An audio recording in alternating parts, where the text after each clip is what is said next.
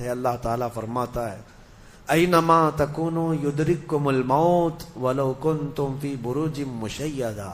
تم جہاں کہیں پر بھی جاؤ موت تمہیں آ کر پکڑے گی. بروج مشیدہ کا مطلب ہوتا ہے بہت ہی پکے محل میں بھی اگر تم بیٹھ جاؤ, بہت مضبوط محل میں تم بیٹھ جاؤ, موت آنا ہے وہاں پر بھی آئے گی. ہم نے دیکھا ہے بڑے بڑے محلات میں رہنے والے بھی, اور جنہوں نے آسمان چھوتی ہوئی عمارتیں بنائی وہ بھی موت کے ہتھے چڑھی گئے. موت تو آنا ہے. آج ہمارا حال یہ ہوتا ہے کہ دنیا میں اس قدر مصروف ہو جاتے ہیں کہ موت کو بھول جاتے ہیں. تمہیں پتہ بھی ہے کہ اچانک آنے والی یہ موت بالکل مہلت نہیں دیتی, بالکل مہلت نہیں دیتی. آپ اگر آس پاس میں اپنی نظریں ڈالیں تو آپ کے دوستوں میں کئی جا چکے ہوں گے, جن کی عمر زیادہ نہیں تھی وہ جا چکے. موت کے لیے عمر کوئی متعین نہیں ہے کہ بڑھاپے میں آئے گی یا بیماری سے آئے گی. اچھے لوگوں کو بھی موت آ جاتی ہے, چلتے پھرتے لوگوں کا جنازہ آ جاتا ہے. کسی کے لیے بھی کوئی وقت معین نہیں.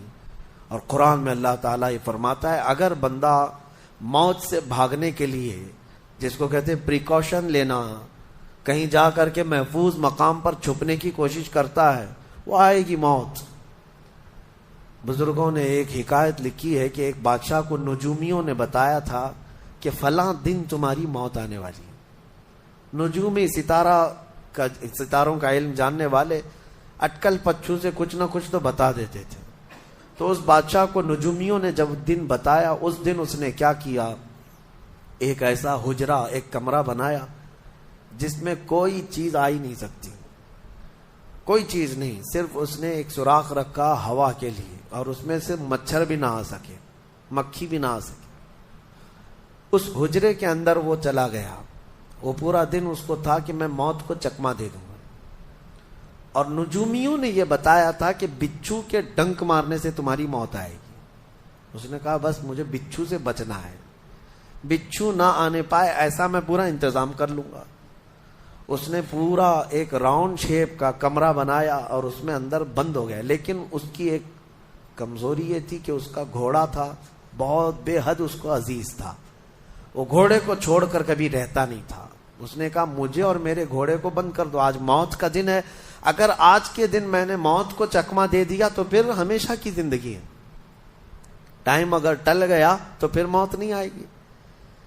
تو وہ اس نیت سے گھر کے وہ روم کے اندر بند ہو گیا اور لوگوں سے کہا کہ کوئی مجھے نہ دروازہ کھولے اور نہ کسی کے لیے دروازہ کھولے, پورا دن گزرنے دو.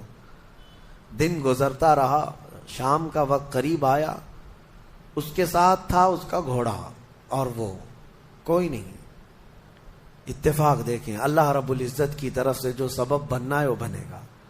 اس کے گھوڑے کو بہت تیز چھینک آئی اور اس کی چھینک سے اس کی ناک سے بچھو نکلا اور اس بادشاہ کو ڈنک مارا اور وہیں اس کی موت ہو گئی.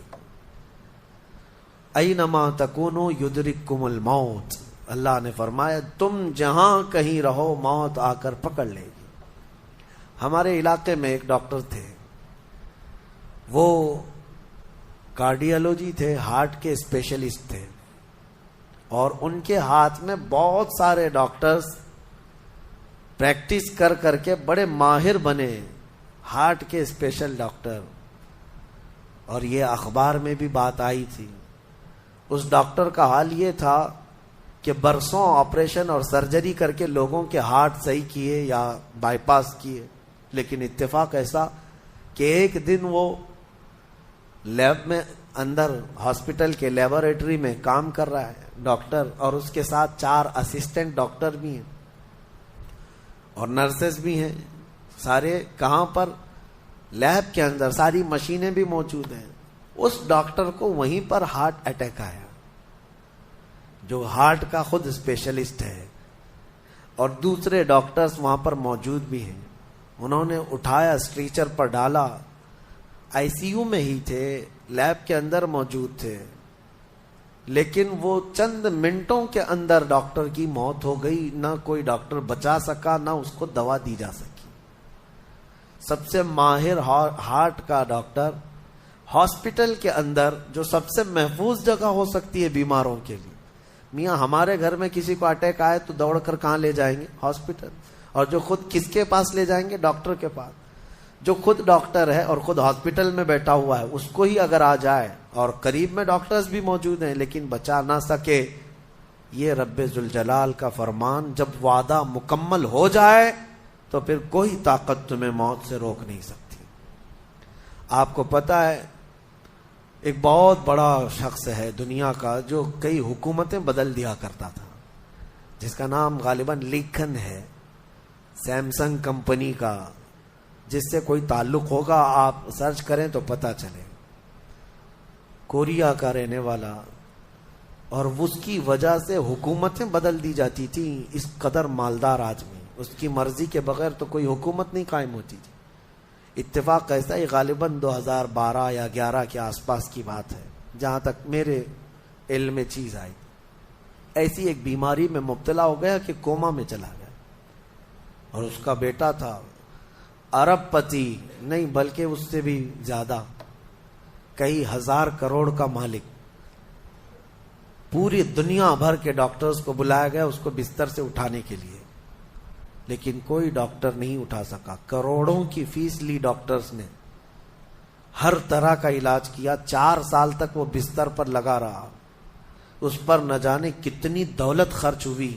اخیر میں ڈاکٹروں نے کہا، اربوں روپیے اس کے بستر سے اٹھانے کے لیے جنہوں نے خرچ کیا تھا، بیٹے نے خرچ کیا تھا، ڈاکٹروں نے اخیر میں ہاتھ اٹھا کر کہا اب تیرے باپ کو کوئی نہیں کھڑا کر سکتا، اس کی موت آ چکی ہے، موت ہو گئی.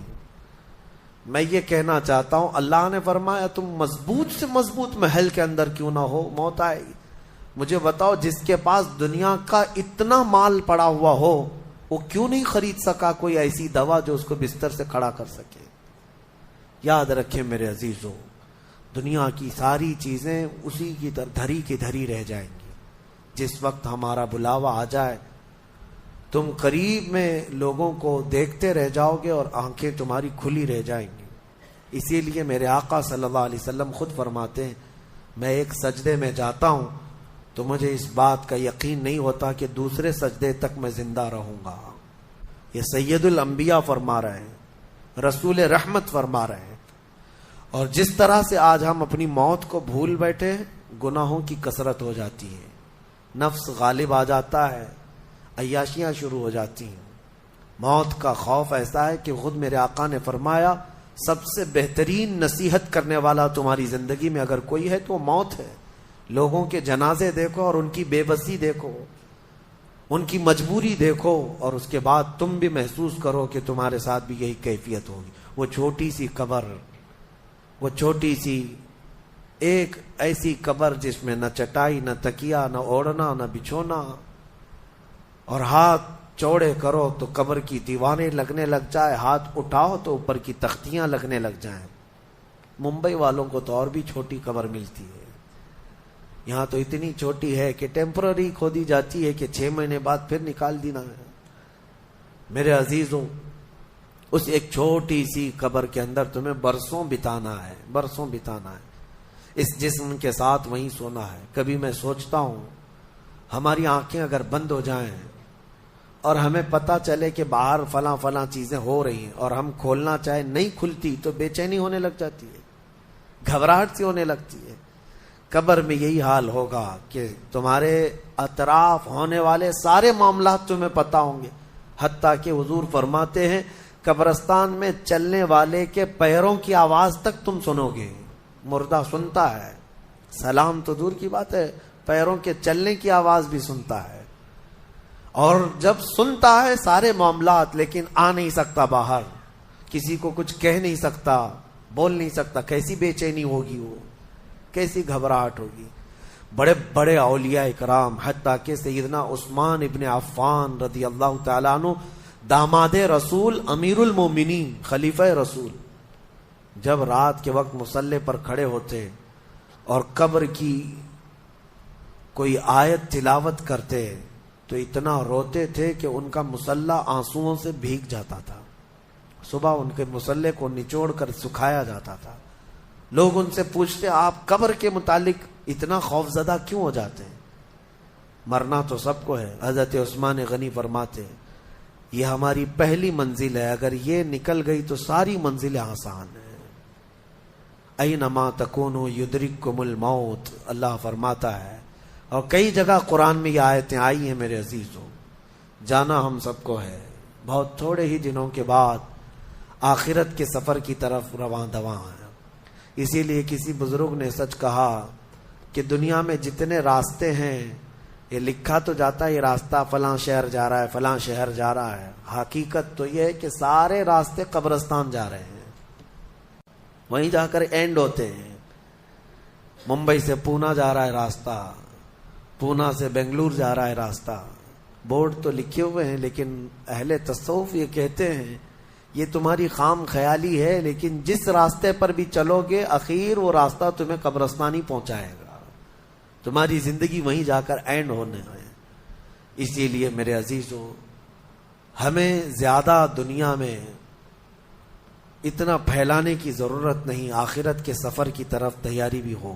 میں یہ نہیں کہتا کہ کمانا نہیں چاہیے، کمائیں، گھر بنائیں، رزق کا حصول، معاش کا حصول سب کے لیے ضروری ہے، لیکن ساتھ میں یہ فکر غالب رہے ہمارے ذہن میں کہ مجھے سب چھوڑ کر جانا ضروری ہے. جب تک تمہارے ذہن میں یہ بات آتی رہے گی میرا آخرت کا سفر باقی ہے تو ہوگا یہ کہ تم دنیا تو کماتے رہو گے لیکن اپنے مولا سے غافل کبھی نہیں ہوگے، غافل کبھی نہیں. میں وہ زندگی کی بات کر رہا ہوں.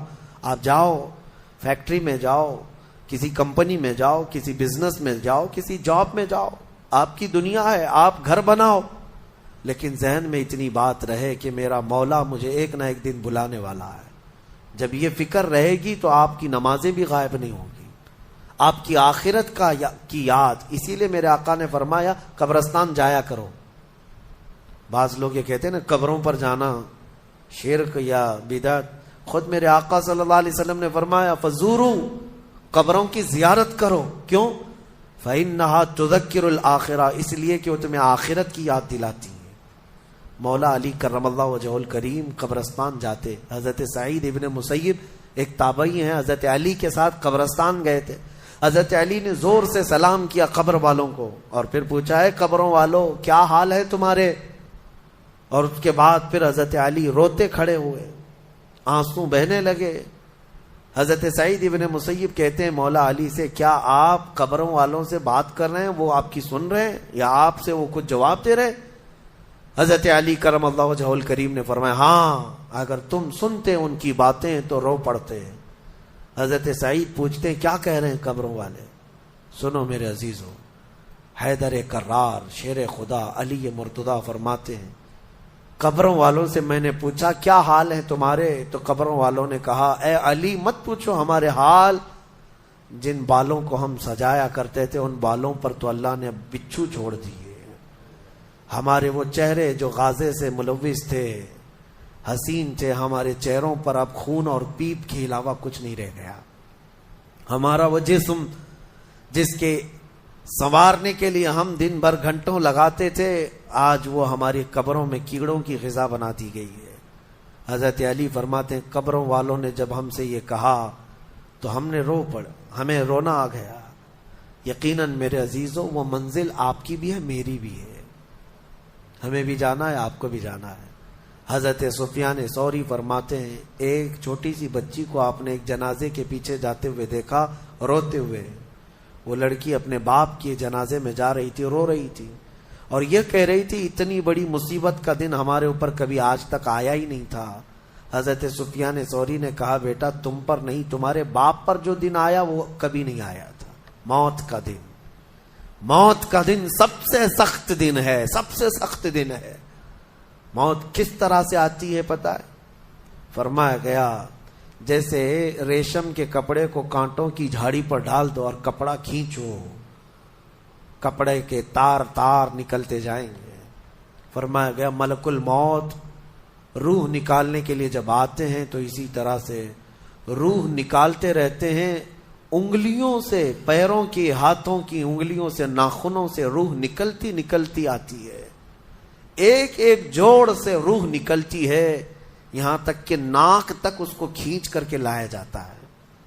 اور قرآن میں اللہ فرماتا ہے تم اگر دیکھو گے کہ روح کیسی نکالی جا رہی ہے، یضربون وجوہہم وادبارہم، فرشتے آتے ہیں پیٹھ پر، پیچھے مارتے ہیں، زور زور سے مارتے ہیں اور پیشانیوں پر مارتے ہیں اور یہ کہتے ہیں اے نکل جا روح۔ اللہ فرماتا ہے تم اگر دیکھو گے کہ فرشتے کس طرح روح نکالتے ہیں تو کانپ کر رہ جاؤ گے، مار مار کر کے روح کو نکالا جاتا ہے۔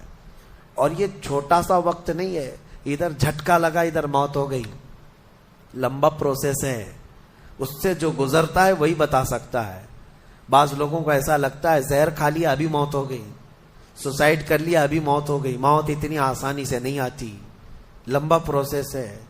موت سے پہلے فرشتے آ جاتے ہیں، چاہے تم اچھے آدمی ہو، بیٹھے ہوئے ہو، تم کو بھی اگر موت آنی ہے تو تم پہلے فرشتوں کو دیکھنے لگ جاؤ گے، لیکن بتا نہیں سکتے کسی کو۔ موت سے تھوڑی دیر پہلے فرشتے قریب آ جاتے ہیں۔ پہلے جماعت فرشتوں کی آتی ہے، پھر ملک الموت آتے ہیں۔ ملک الموت ان فرشتوں کے بیچ آتے ہیں۔ جیسے ہی یہ مرنے والا آدمی ملک الموت کو دیکھ لیتا ہے، پھر اس کے جسم میں کپ کپی طاری ہو جاتی ہے، اور ایسی کپ کپی طاری ہوتی ہے کہ کبھی پیشاب نکل جاتا ہے، کبھی پخانہ نکل جاتا ہے۔ اکثر دیکھنا مرنے والوں کی نجاست نکل جاتی ہے۔ ملک الموت کو وہ بہت قریب سے دیکھتا ہے، اور ان کی دو شکلیں ہیں، ایک بہت بھیانک شکل ہے، اس کو دیکھنا ہی عذاب ہے، اور ایک بہت خوبصورت شکل ہے، ان کو دیکھنا ہی رحمت ہے۔ وہ نیک بندوں کی روح نکالنے کے لیے جب جاتے ہیں تو خوبصورت شکل میں جاتے ہیں، اور جب گنہگاروں کی روح نکالنے جاتے ہیں تو بھیانک شکل میں جاتے ہیں، اور ان کو دیکھتے ہی مرنے والے کا جسم پیلا پڑ جاتا ہے، پیشانی اکھڑ جاتی، آنکھیں پھٹی رہ جاتی، اور پھر خرخرا آنے لگ جاتا ہے، یعنی خرخر کی آواز تیز ہو جاتی ہے۔ وہ بولنا چاہتا ہے اپنے پاس والوں کو، لیکن بول نہیں سکتا، بند ہو جاتا ہے۔ یہ وہ وقت ہے جب اس کے توبہ کا دروازہ بھی بند ہو جاتا ہے۔ اب اگر فرشتوں کو دیکھ کر کوئی توبہ بھی کر لیا، ایمان لایا، تو اس کا ایمان قبول نہیں۔ اس وقت سے پہلے پہلے تک جو بھی ایمان لایا یا توبہ کیا، اس کی توبہ قبول ہے۔ لیکن موت کا خرخرا آ گیا اور فرشتوں کو دیکھ لیا، اس کے بعد بہت سارے کافر بھی پکاریں گے کہ ہم ایمان لاتے ہیں اللہ پر، نہیں، اب ایمان قبول نہیں ہوگا۔ موت اتنی آسانی سے نہیں آتی، اس کا پروسیس ہے۔ فرشتے آتے ہیں، ملک الموت آتے ہیں، پھر اس کے بعد اس کو گھور کر دیکھتے ہیں، پھر اس کو چت لٹا دیا جاتا ہے، یا جس حالت میں بھی ہے وہ گر جاتا ہے، کھڑا ہے تو گرتا ہے، بیٹھا ہے تو گرتا ہے، موت آنے سے پہلے لڑک جاتا ہے۔ یہ ضروری بھی نہیں ہے کہ آج میں اپنے آپ کو سنبھال کر بیٹھا ہوں، اگر میری موت آنی ہے اسی کرسی سے گر جاؤں، اسی جگہ سے ہم گر جائیں۔ اور اس کے بعد ملک الموت روح کھینچنا شروع کرتے ہیں، پیروں کے ناخنوں سے لے کر، ہاتھوں کے ناخنوں سے لے کر، اس کے جسم کے ہر حصے سے لے کر ناک تک کھینچتے ہوئے لاتے ہیں، اور اس کے بعد جب پوری روح نکل جاتی ہے، وہ لے کر کے چلتے رہتے ہیں، اور مردہ ان کو جاتے ہوئے دیکھتا رہتا ہے۔ آنکھیں سب سے لاسٹ میں کھلی رہتی، کسی بھی مرنے والے کی آنکھیں بند نہیں رہتی، کھلی رہتی، وہ دیکھتا رہتا ہے۔ اسی لیے حدیث پاک میں ہے، جب کسی کی روح نکل جائے تو سب سے پہلے تم اس کی آنکھیں بند کر دو، ہمیں بند کرنا ہوتا ہے، اور اس کے بعد منہ بھی کھلا رہ جاتا ہے، منہ اوپن رہ جاتا ہے، فرمایا گیا منہ کو دبا کر بند کر دو۔ یہ سب نشانیاں ہیں میرے عزیزوں موت کی سختیوں کی۔ آپ کو پتا ہے جب رسول کریم صلی اللہ تعالی علیہ وسلم کی وفات آئی، اللہ اکبر، نزع کا عالم اتنا سخت تھا کہ بار بار حضور اکرم صلی اللہ علیہ وسلم کو پورے پانی کے مٹکے انڈیل دیے جا رہے تھے، 3 مٹکے حضور پر انڈیل دیے گئے موت سے پہلے، اور حضور اس کے بعد تھوڑا آرام محسوس کرتے، اور پھر شدت کا بخار۔ اور وہ آخری وقت تھا جب حضرت فاطمہ آپ کے پاس آئی تھی، حضور نے ان کے کان میں بتا دیا، وہ رونے لگ گئی۔ کیا کہا تھا؟ حضرت فاطمہ کہتی ہیں حضور نے فرمایا، اے فاطمہ اب میں جا رہا ہوں، میرا آخری وقت ہے۔ پھر ایک دوسرے کان میں ان سے کہا میرے خاندان میں سے سب سے پہلے تم مجھ سے ملنے والی. آج یوم فاطمہ بھی ہے، سیدہ کائنات کا آج یوم وصال ہے، 4 رمضان المبارک. تو رسول کریم صلی اللہ تعالی علیہ وسلم حضرت عائشہ صدیقہ کے سینے سے سر لگا کر لیٹے ہوئے تھے. حضرت عائشہ فرماتی ہیں سنو، مجھے پتا ہی نہیں تھا. حضور حضرت عائشہ سے زیادہ محبت کرتے تھے، اسی لیے آخر وقت میں حضرت عائشہ کے ہی حجرے میں رہنے لگے، باقی دوسری بیویوں کیا نہیں جاتے. حضرت عائشہ کہتی میں حضور اکرم صلی اللہ تعالی علیہ وسلم کو کبھی مسواک دے رہی، کبھی پانی کے چھڑکاؤ کر رہی. تھوڑی دیر کے بعد حضور اکرم صلی اللہ تعالی علیہ وسلم لیٹے لیٹے اسی طرح رہ گئے. حضرت عائشہ کہتی ہے میرے سینے پر حضور کا سر تھا، وہ اتنا بھاری ہو گیا مجھے لگتا تھا کہ میری پسلیاں ٹوٹ جائیں گی. یہ حضرت عائشہ کہتی ہے مجھے ایسا لگتا تھا کہ میری پسلیاں ٹوٹ جائیں گی. ہوا کیا تھا؟ حضرت عائشہ فرماتی ہیں دروازے پر جبرائیل امین آئے، روح نکلنے سے پہلے کی بات ہے. حضرت عائشہ فرماتی ہیں حضور کے پاس جبرائیل آخری بار آئے، وہ غمگین حالت میں آئے یا جس حالت میں ہو. حضرت رسول کریم صلی اللہ علیہ وسلم سے عرض کرنے لگے یا رسول اللہ، دروازے پر موت کا فرشتہ کھڑا ہے، آپ کی اجازت چاہتا ہے، اگر آپ اجازت دے دیں تو وہ آئے گا اور آپ کی روح پاک کو اللہ کے حضور لے جائے گا. اور یا رسول اللہ، آج سے پہلے اس فرشتے نے کسی سے اجازت نہیں لی اور قیامت تک کسی کی روح نکالنے کے لیے وہ اجازت لے گا بھی نہیں. یہ صرف رسول پاک کی خصوصیت تھی. حضور نے فرمایا آنے دو. ملک الموت آئے اور جب حضور کی اجازت سے روح نکالی تو حضرت عائشہ کہتی ہیں اتنا بھاری ہو گیا تھا سر کہ مجھے لگتا تھا کہ میری پسلیاں ٹوٹ جائیں گی سینے کی. اور اس کے بعد حضرت عائشہ فرماتی ہیں میں نے حضور کے سر مبارک کو نیچے کی طرف کیا، مجھے پتا بھی نہیں تھا کہ حضور کا انتقال ہوا. میں حضور اکرم صلی اللہ علیہ وسلم سے باتیں کرنے میں مصروف تھی، اسی میں حضرت ابو بکر صدیق حجرے میں آئے. پوچھا عائشہ کیا حال ہے حضور کا؟ حضور اکرم صلی اللہ علیہ وسلم کو دیکھا حضرت ابو بکر نے اور پیشانی مبارکہ پر ہاتھ رکھا تو وہ بہت ٹھنڈی تھی. ماتھے کو بوسہ دیا اور ایک آہ بھری اور ایک جملہ کہا تھا یا رسول اللہ، ایک بار موت آنی تھی وہ آپ پر آ گئی، اب موت کی سختی اللہ دوبارہ کبھی آپ کو نہیں عطا کرے گا. موت کی سختی کیونکہ حضور کو انہوں نے دیکھا تھا، کئی دنوں سے تکلیف تھی.